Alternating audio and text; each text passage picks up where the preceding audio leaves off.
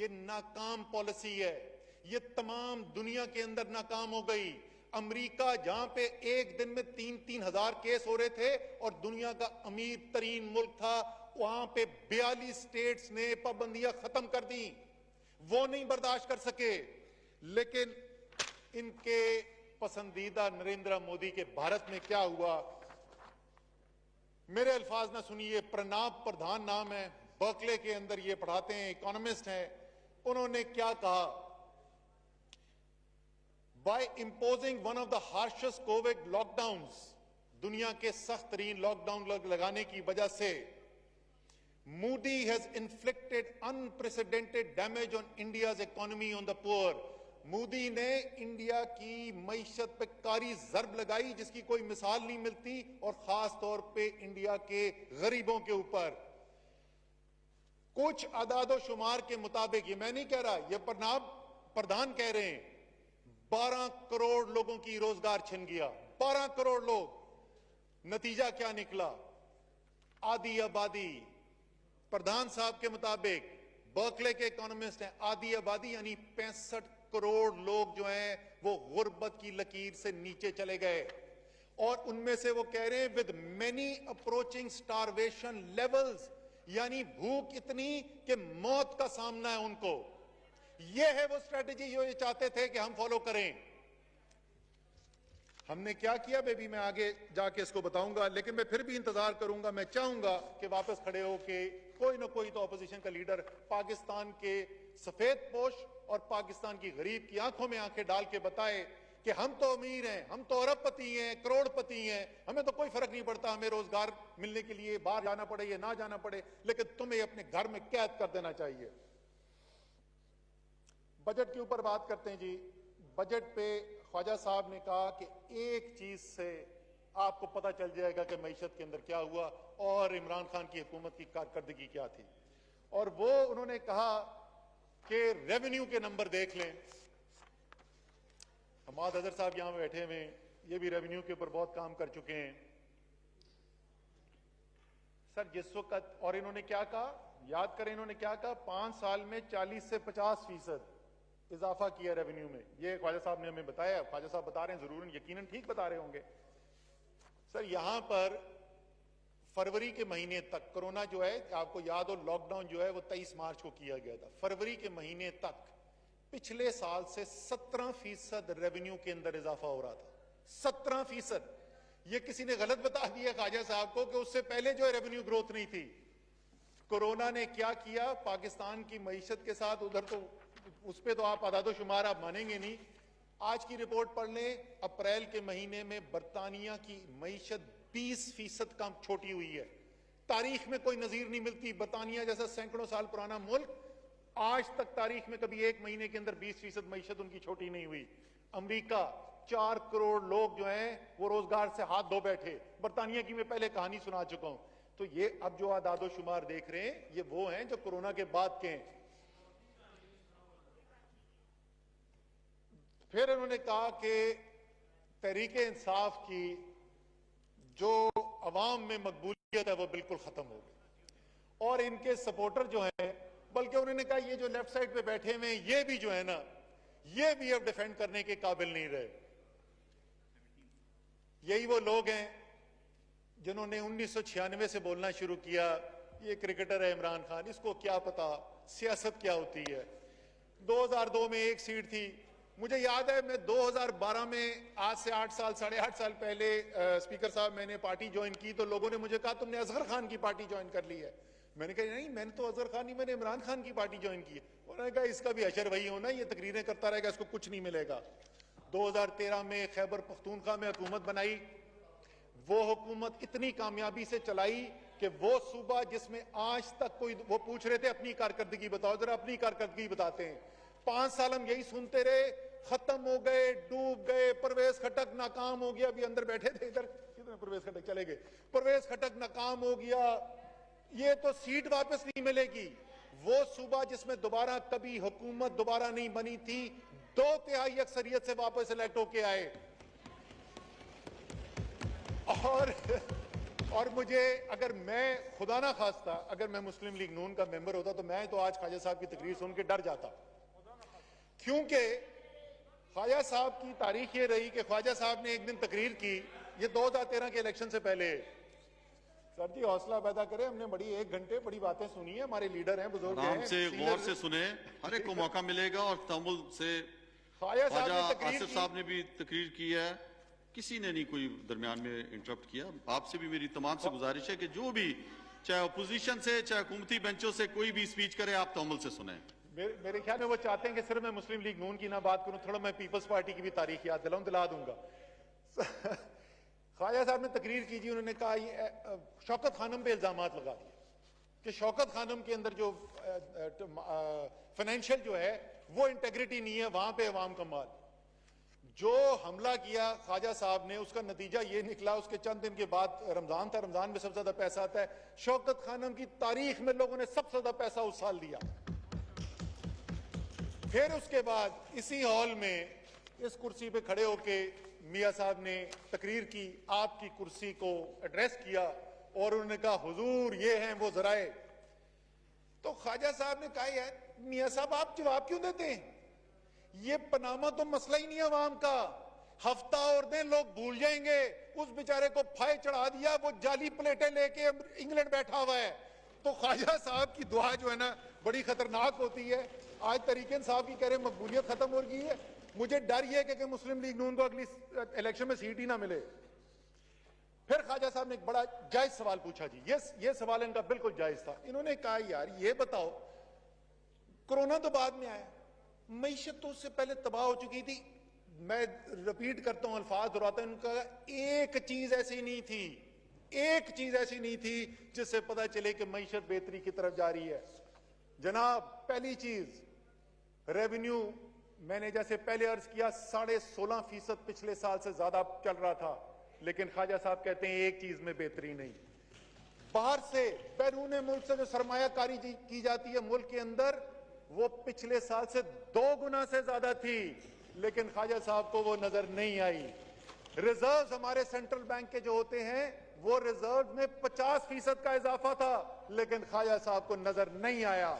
वो रिजर्व बढ़ने की वजह से हमारे रुपए की कदर मुस्तहकम हो गई, बल्कि जो 163 164 पे पहुंच गया था वहां से वापस 154 155 में आ गया, लेकिन एक चीज की बेहतरी नहीं नजर आई। एक्सपोर्ट्स जो पाकिस्तान की तारीख का वाहिद हुकूमत कारनामा है, ये कोई और हुकूमत नहीं कर सकी। 2013 में हुकूमत में आए, जब 2018 में 5 साल के बाद गए तो 2013 से कम एक्सपोर्ट थी।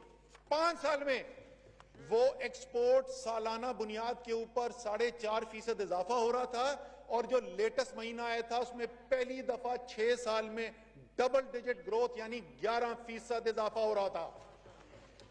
जो इंपोर्ट थी, जो बाहर से आता है इधर माल, उसमें कमी हो रही थी। ट्रेड करंट अकाउंट डेफिसिट जो मजमूई खसारा होता है बैरूनी, उसमें 73% बेहतरी नजर आ रही थी, लेकिन ख्वाजा साहब तक खबर नहीं पहुंची। वो एग्रीकल्चर रीढ़ की हड्डी है, 2/3 पाकिस्तान का उससे रिश्ता है। 2.8% इजाफा हुआ इस साल, पिछले साल 0.6% हुआ था। मेरे ख्याल में बात समझ में आ गई होगी, अभी और लंबी फहरिस्त है, मैं और बहुत सारी चीजें बता सकता हूं जो कोरोना से पहले मईशत के इस्तेकाम की गवाही दे रहे थे। मुस्लिम लीग नून की उन्होंने बड़ी लंबी चौड़ी फहरिस्त पढ़ी। मैंने सोचा कि मैं इसका बड़ा टेक्निकल किस्म का जवाब दूं, फिर मैंने कहा छोड़े जी, क्या टेक्निकल बातों में क्या जाना। मैं सिर्फ आसान सा मुस्लिम लीग नून की जो मईशत थी उसका जो नजरियाती जो असास था वो मैं आपको बता दूं, और वो जो है मिर्जा गालिब के पास से आया था जी। मिर्जा गालिब कहते हैं कर्ज की पीते थे मैं और समझते थे कि हां रंग लाएगी हमारी बादामस्ती एक दिन। कर्जे ले लेके मईशत को उधर ला के खड़ा कर दिया कि अभी हुकूमत नहीं बदली थी, अभी हुकूमत नहीं बदली थी। इन्होंने कहा इसहाक डार की पॉलिसियां मिफ्ता ने चलाई, मिफ्ता ने आते ही सबसे पहले कहा तबाही हो रही है। उन्होंने जाली जो रुपया ऊपर रखा हुआ था उस पॉलिसी को चेंज किया। ख्वाजा साहब कह रहे हैं 50 रुपए गिर गया। ख्वाजा साहब सिर्फ 7 महीने के अंदर दिसंबर से जुलाई 22 रुपया गिर चुका था, सिर्फ 7 महीने के अंदर। उसके बाद से तो रुपए की कदर में इस्तेकाम आया है शुरू में गिरने के बाद। फिर जनाब पीएसडीपी की बात की गई, चले वो ज्यादा बड़ी बात नहीं, छोटी में बता देता हूं, किसी ने गलत नंबर दे दिया खाजी साहब को, 750 अरब नहीं था, 661 अरब रुपए था पिछले साल। मैं इस साल अभी आता हूं, मैं आखिर आपको असल तो मैं बात इस साल के तरक्याती मंसूबों की बताना चाहता हूं, लेकिन मैं जल्दी जल्दी जवाब दे जाऊं। कौन बाहर से पैसा लेकर आया, बड़ा जबरदस्त सवाल है सर, और मैं इंडोर्स करता हूं ख्वाजा साहब की डिमांड को। बिल्कुल पार्लियामेंट सुप्रीम है, पार्लियामेंट के सामने तमाम हकायक आने चाहिए। 2014-2015 आपको शायद याद हो, 2014 या 15 के अंदर डॉलर बॉन्ड किए गए थे, बाबर वान साहब को याद है। 5 साल अवाम पूछती रही, यार ये बता दो खुदा का वास्ता ये डॉलर बॉन्ड खरीदे किसने, 5 साल जवाब नहीं आया। बिल्कुल मैं इंडोर्स करता हूं, वो भी फेरिस्त लेके आ जाए जिन्होंने इस वक्त लिए, उनकी भी फेरिस्त लेकर आ जाते, दोनों की फेरिस्त सामने रख लेते। कहते हैं हफीज शेख और उसको रजा बाकर को ईसीएल पे डाल दें। मेरा तो ईसीएल पे से इत्मीनान ही खत्म हो गया। अगर आप खरीद कर जाली प्लेटें दिखाकर जो लंदन पहुंचते ही प्लेटों से चमचों में कन्वर्ट हो जाती है, ईसीएल से फरार हो सकते हैं, तो वैसे फ्री ईसीएल पे डालने का फायदा क्या। फिर एक और इन्होंने बड़ी खूबसूरत बात की कि जमीन से रिश्ता, और मैं इनका शुक्र अदा करता हूं कि इन्होंने जिन लोगों का जिक्र किया उनमें मेरी भी बात की कि जिनका जमीन से रिश्ता है, ख्वाजा साहब का भी जमीन से रिश्ता है, और वाकई में ये बड़ी अहम चीज होती है।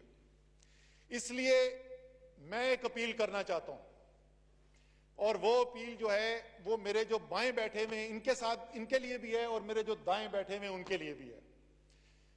जो भी ऐसा लीडर हो जिसकी जायदादें मुल्क से बाहर हो, जो बीमार पड़े तो मुल्क से बाहर भागे, उस लीडर को फॉलो करना छोड़ दें। मैं भी नहीं फॉलो करूंगा, आप भी ना फॉलो करें। बहुत जरूरी, जमीन से रिश्ता बड़ा जरूरी है। दोहरा इंसाफ की बात की गई, दोहरे इंसाफ की बात की गई, वाकई में यह सवाल बड़ा वैलिड है। अगर दोहरा इंसाफ है तो बड़ा जुल्म है, तो नहीं होना चाहिए।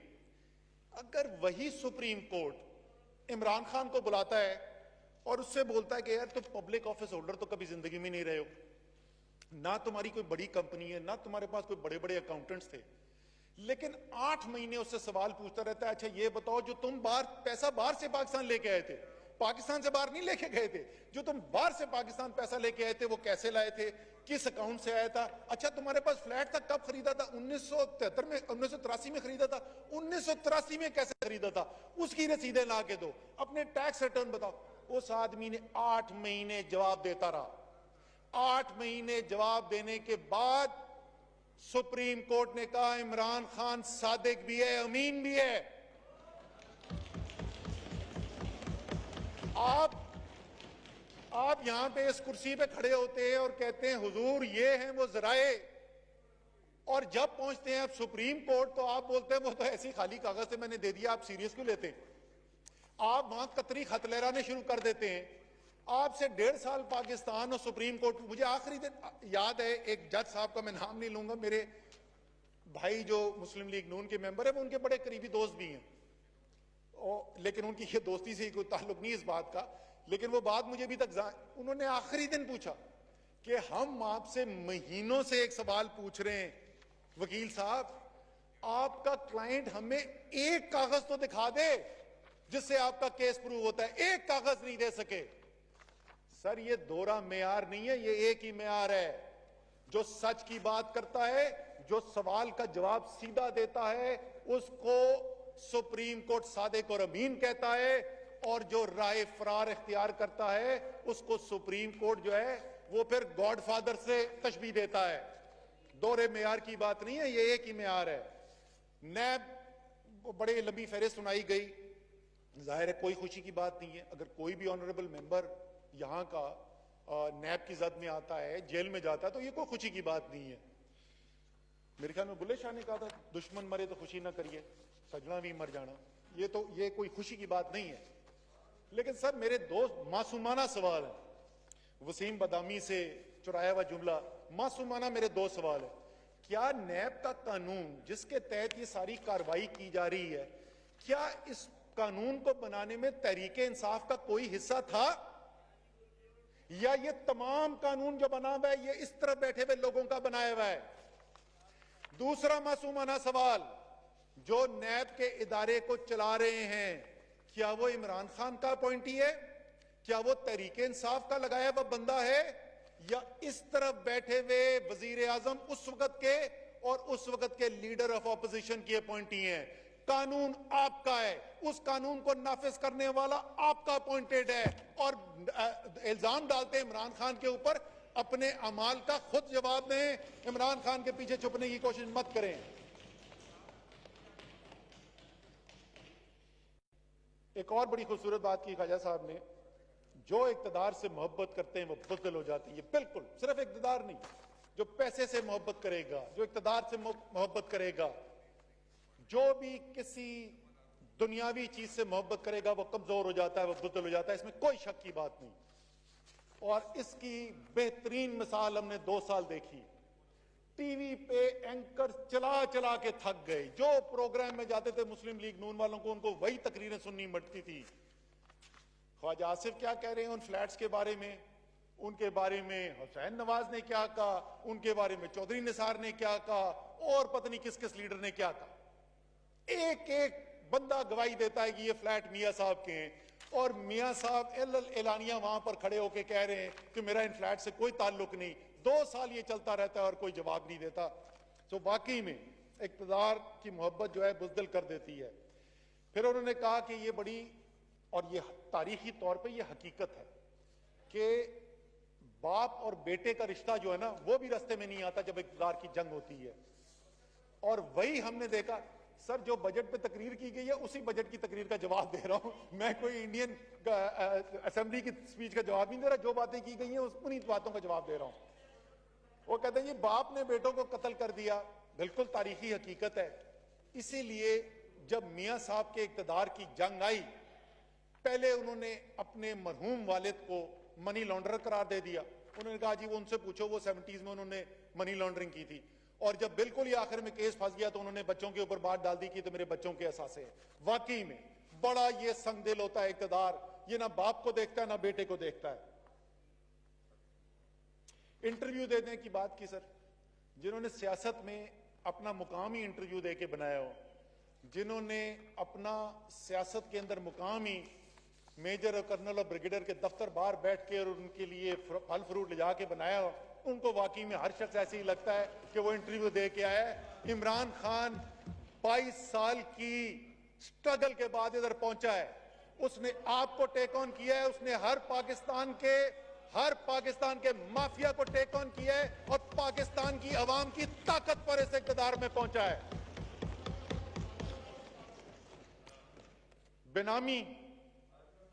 बेनामी वो भी आपकी अपॉइंटमेंट्स हैं सारी। यार अपनी अपॉइंटमेंट का मलबा हम पे ना डालो यार। अच्छा जी, फिर बेनामी कहते हैं जनाब। मुझे तो मैं सरप्राइज हो गया, कहीं पता नहीं कोई मियां शहबाज शरीफ के साथ कुछ थोड़ा शायद टेंशन ना चल रही हो। सर, अभी उनके नौकरों के अकाउंट्स में से अरबों रुपए निकले। इसको बोलते हैं बेनामी। ये कानून की डेफिनेशन है बेनामी की। तो वाकई में बेनामी बड़ी खतरनाक चीज होती है। और जो बेनामी काम करते हैं अब वो पाकिस्तान के कानून के मुताबिक मुजरिम भी है। पहले ये कानून नहीं था, अब कानून के मुताबिक मुजरिम है।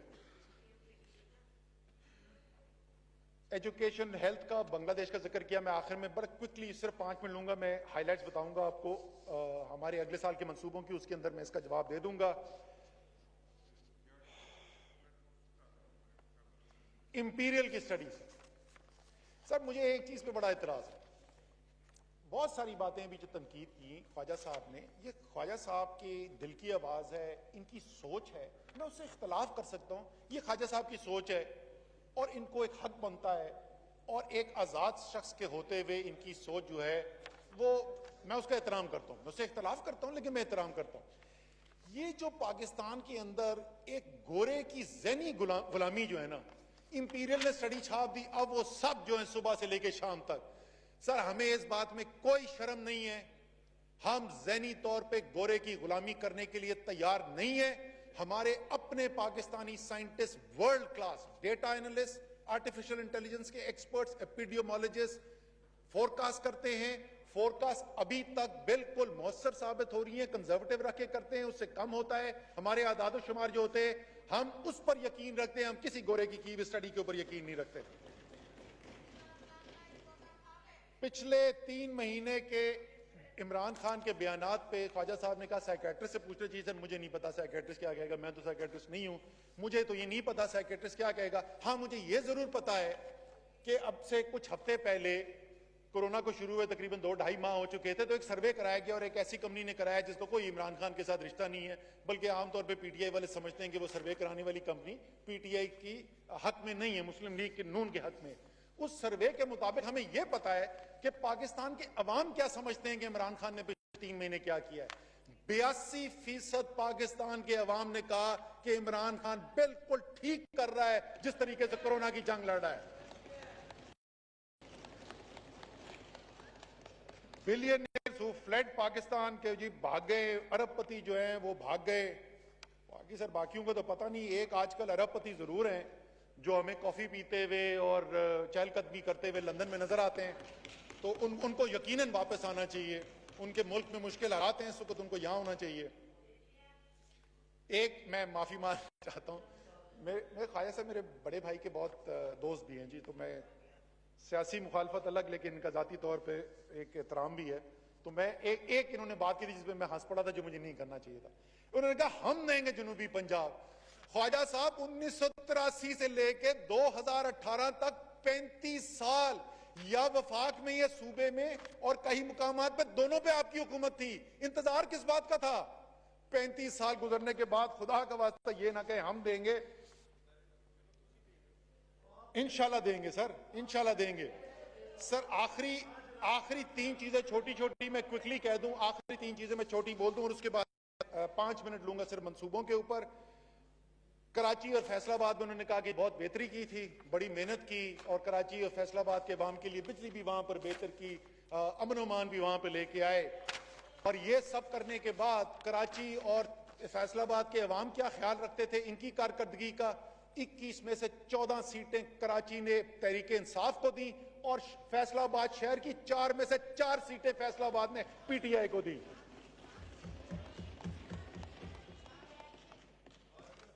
आखिरी जनाब 2 चीजें, 11 आईपीपीज उन्होंने कहा सेम टर्म्स एंड कंडीशन पे साइन की जो मुस्लिम लीग नून की हुकूमत की पॉलिसी थी। किसी ने गलत ये खबर पहुंचाई है, ख्वाजा साहब जाके चेक कर लें। जो इस हुकूमत में रिन्यूएबल के मायदे तय हो रहे हैं, ये पिछले साल की अप्रूव्ड पॉलिसी जो थी उसके अंदर जिस रेट पे मंसूबे होने थे उससे आधी से भी कम है और कुछ 1/3 पे है। और आखिरी बात, कट्टे चूजे, सब कट्टे चूजे हम भी समझते थे वो बड़ी चीज नहीं होती, लेकिन ये भी पिछले 1 महीने के अंदर हमें पता चला, चंद हफ्तों के अंदर, कि कट्टे चूजों से तो शहबाज शरीफ साहब अरबपति बन गए। तो अब तो हम सब पाकिस्तान के अवाम कट्टे चूजे मांग रहे हैं। सर मैं बिल्कुल क्विकली स्पीकर साहब आपकी मैं गिन रहा हूं 25 मिनट, अभी मेरा ख्वाजा साहब से आधा भी नहीं टाइम हुआ। मैं खैर मुझसे बहुत सीनियर भी है, इनका ज्यादा हक भी बनता है ज्यादा टाइम लेने का। 2020-21 सर जो तरक्याती मंसूबे हैं उनकी मैं हाईलाइट्स आपको बताना चाहता हूं। 650 अरब रुपए का जो पीएसडीपीएस, उसकी कुछ हाईलाइट्स मैं आपको बता दूं। पहली बात तो ये तालीम और सेहत की बात की थी ख्वाजा साहब ने, तो इनको खुशी होगी ये सुन के कि तालीम और सोशल सेक्टर जो है जिसमें सबसे बड़ी 2 शोबे जो हैं वो तालीम और सेहत हैं, उसका बजट पिछले साल में टोटल पीएसडीपी का, मजमूई पीएसडीपी का 29% था, इस साल वो 38% कर दिया गया है। तालीम के ऊपर सर हायर एजुकेशन, जाहिर है नीचे तो एजुकेशन सूबों के पास है, हायर एजुकेशन की आपको अच्छी खबर बता दें स्पीकर साहब, इस साल जो हायर एजुकेशन कमीशन ने अपनी डेवलपमेंट एक्सपेंडिचर किया है वो पाकिस्तान की तारीख का सबसे बड़ा तरक्याती अखराजात हैं 1 साल के अंदर, और जो सेकंड हाईएस्ट था पाकिस्तान की तारीख में उससे 50% ज्यादा। इससे पहले 18 अरब रुपए 1 साल में सबसे ज्यादा था, इस साल 28 अरब रुपए के तरक्याती मंसूबे किए हैं हायर एजुकेशन कमीशन ने। इसी तरीके से अगले साल 25% मजीद इजाफा करने जा रहे हैं और 28 अरब से बढ़ा के 35 अरब के ऊपर लेके जा रहे हैं। तो तालीम बिल्कुल मैं इनके साथ हूं, तालीम के ऊपर पूरी तवज्जो, यानी 2 साल के अंदर हम दुगनी कर देंगे हायर एजुकेशन की डेवलपमेंट स्पेंडिंग। दूसरी चीज सेहत। सर सेहत के डायरेक्ट उस मंसूबे जो हैं वो तो 14 अरब रुपए के हैं। उसके अलावा हमने 50 अरब रुपए के मंसूबे रखे हैं मैचिंग ग्रांट के ऊपर सूबों से। तमाम सूबों से बात हो गई है, सिंध की हेल्थ मिनिस्टर से भी मेरी बात हो गई है, पंजाब की हेल्थ मिनिस्टर से, केपी की हेल्थ मिनिस्टर से और बलूचिस्तान के चीफ मिनिस्टर से। इंशाअल्लाह ताला 50 अरब रुपए, ये सेहत का जो निजाम जो इस वक्त आपको कमजोर नजर आ रहा है, ये बिल्कुल उन्होंने ठीक बात की कि ये इसमें बड़ी से तेजी से इजाफे की जरूरत है, क्योंकि ये 30 साल 40 साल से निगलेक्टेड सेक्टर रहा है जिसकी कीमत आपको इस वक्त नजर आ रही है। तो अगले साल मजमूई तौर पे सेहत के अंदर डेवलपमेंट प्रोजेक्ट्स पे वफाकी हुकूमत 65 अरब रुपए खर्च करेगी, यानी कि ये 5 गुना ज्यादा होगा उस अखराजात से जो पिछले साल थे, 5 गुना इजाफा। स्पेशल एरिया सर, मुझे बहुत खुशी है और दिल से इस बात की खुशी है, मक्सी साहब इधर बैठे हुए हैं, जुबैदा जलाल बैठी हुई हैं, सबसे ज्यादा एलोकेशन फेडरल पीएसडीपी के अंदर जिन मंसूबे के ऊपर हो रही हैं वो बलोचिस्तान के अंदर हो रहे हैं। सबसे ज्यादा शेयर इस वक्त बलोचिस्तान का है। हमारे जो साबका कबायली जिले हैं जी, वो आजाद कश्मीर, गिलगित बल्तिस्तान, खुसूसी तौर पे 100 अरब रुपए रखे गए हैं यहां पे तरक्याती मंसूबों के लिए। कराची पाकिस्तान का सबसे बड़ा शहर, पाकिस्तान को सबसे ज्यादा रेवेन्यू देने वाला शहर, मुल्क को चलाने के अंदर कलीदी किरदार अदा करने वाला शहर, खुसूसी तवज्जो का हकदार है। सबसे ज्यादा पानी की कमी है। K4 के मंसूबे के लिए मैक्सिमम जितनी मेरे पास लीगल लिमिट थी हमने वो डाल दी है। सिंध हुकूमत के पास टेक्निकल कमेटी का पैसा रिपोर्ट रखी हुई है।